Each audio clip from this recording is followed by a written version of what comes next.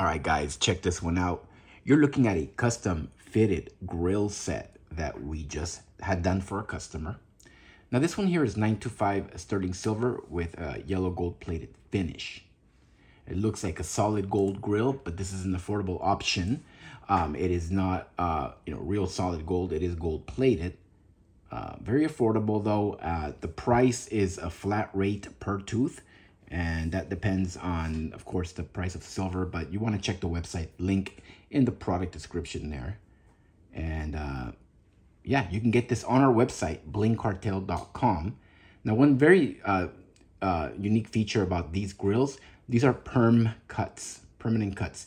You see in between each tooth there, right in there, you get a line, okay? That's a cut.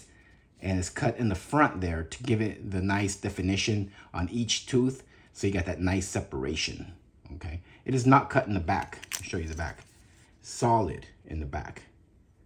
Okay, flip it around and you can see those nice deep cuts. Actually, these are permanent cuts. It's cut all the way through. And it's a very nice style. You can get this on the top or the bottom teeth. Check us out, blingcartel.com, guys. Thanks for watching. As always, y'all have a good one.